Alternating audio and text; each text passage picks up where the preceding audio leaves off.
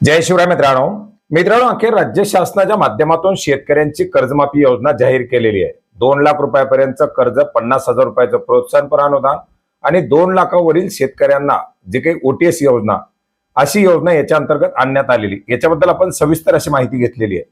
परंतु प्रोत्साहनपर अनुदान योजनेच्या संदर्भात बऱ्याच मोठ्या प्रमाणात प्रश्न विचारले जात आहेत आणि याच अनुषंगाने आजच्या व्हिडिओच्या माध्यमातून प्रोत्साहनपर अनुदान योजनेच्या अंतर्गत 50,000 रुपयाचा लाभ कोणाला मिळणार, याच्या अंतर्गत 5,000 रुपये कोणाला मिळणार, याच्या संदर्भातील सविस्तर अशी माहिती जाणून घेण्याचा प्रयत्न करणार आहोत।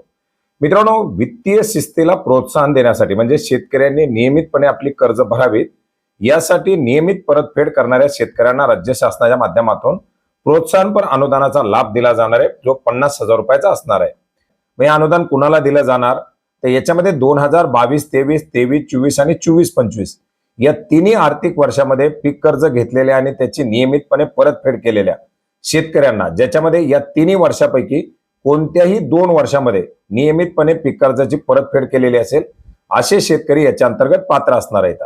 याच्यामध्ये 1 एप्रिल 2022 पासून ते 31 मार्च आता 30 जून 2025 पर्यंत ज्या शेतकऱ्यांनी आपल्या पीक कर्जाची नियमितपणे परतफेड केलेली आहे कोणत्याही 2 वर्षात, असे शेतकरी याच्या अंतर्गत पात्र असणार आहेत।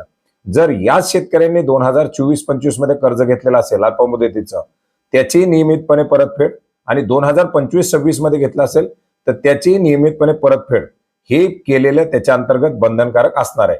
अर्थात पहिल्या आर्थिक 3 वर्षापैकी कोणत्याही 2 वर्षामध्ये परतफेड केलेली असावी आणि त्याच्यानंतर जर अल्पमुदतीचं पीक कर्ज घेतलेलं असेल तर त्याची सुद्धा परतफेड केलेली असावी।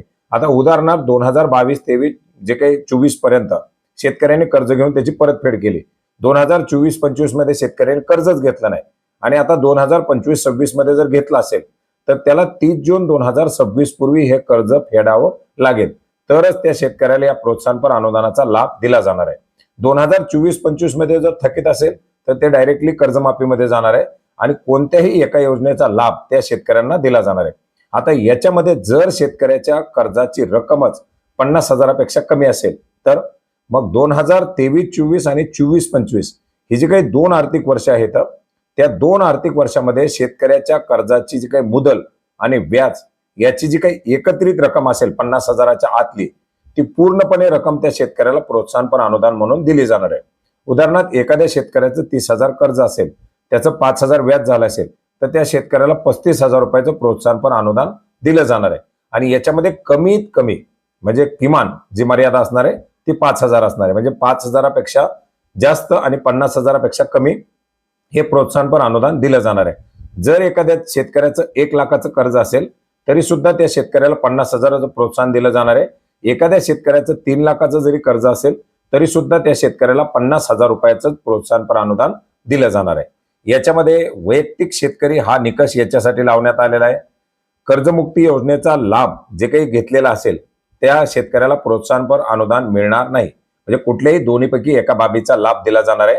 राष्ट्रीयकृत बँका, खाजगी बँका, प्रादेशिक बँका, जिल्हा बँका, मध्यवर्ती जे काही जिल्हा मध्यवर्ती सहकारी बँका, याचप्रमाणे प्राथमिक कृषी पतपुरवठा सहकारी संस्था आणि त्यांच्या निधीतून वितरित केलेली जी काही कर्ज असतील, या सर्व कर्जांसाठी ही अनुदान योजना लागू असणार आहे। याच्या अंतर्गत लाभ घेण्यासाठी शेतकऱ्याचं आधार प्रमाणीकरण म्हणजे ते एक ऑथेंटिकेशन करावं लागेल, याचबरोबर त्या शेतकऱ्याचा फार्मर आयडी या बाबी याच्या अंतर्गत बंधनकारक करण्यात आलेले आहेत।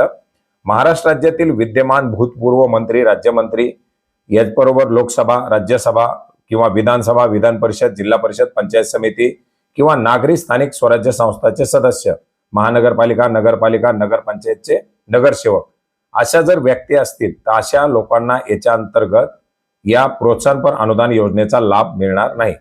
केंद्र आणि राज्य शासनाचे सर्व अधिकारी कर्मचारी ज्यांचं 25,000 पेक्षा जास्त वेतन आहे, राज्यातील जे काही सार्वजनिक क्षेत्रात काम करणारे व्यक्ती, एसटी महामंडळ असेल, महावितरण असेल, महाराष्ट्र औद्योगिक विकास महामंडळ असेल, याच्यामध्ये 25,000 पेक्षा जास्त पगार असलेल्या व्यक्तीला याचा लाभ मिळणार नाही। कमी पगार असेल तर याच्यामध्ये लाभ मिळणार आहे।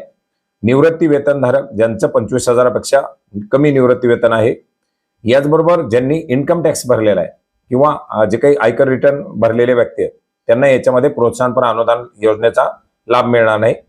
कृषी उत्पन्न बाजार समित्या, सहकारी साखर कारखाने, सूतगिरण्या, नागरी सहकारी बँका, जिल्हा मध्यवर्ती सहकारी बँका, महाराष्ट्र राज्य सहकारी बँक, सहकारी दूध संघ या संस्थांचे पदाधिकारी, अध्यक्ष, उपाध्यक्ष, संचालक मंडळ अधिकारी आणि कर्मचारी ज्यांचं वेतन 25,000पेक्षा जास्त आहे असे कुठलीही व्यक्ती या योजनेकरता पात्र असणार नाही. आणि अशा प्रकारच्या या अटी, शर्ती, निकषासह राज्यातील नियमितपणे पीक कर्ज भरणाऱ्या शेतकऱ्यांना 50,000 रुपयाचं प्रोत्साहनपर अनुदान दिलं जाणार आहे. मित्रांनो, याचबरोबर कर्जमुक्ती आणि 2 लाखावरील व्याजासाठी OTS योजना आणण्यात आलेली आहे. त्याच्या संदर्भातील देखील काही प्रश्न असतील तर नक्की कमेंट करा. त्याच्याबद्दल सुद्धा नक्की माहिती घेण्याचा प्रयत्न करणार आहोत. तर मित्रांनो, अशा प्रकारची एक महत्त्वाची अशी माहिती होती जी आपणास नक्की उपयोग पडेल अशी आशा करतो. भेटूयात नवीन माहितीसह, नवीन अपडेट्ससह. धन्यवाद.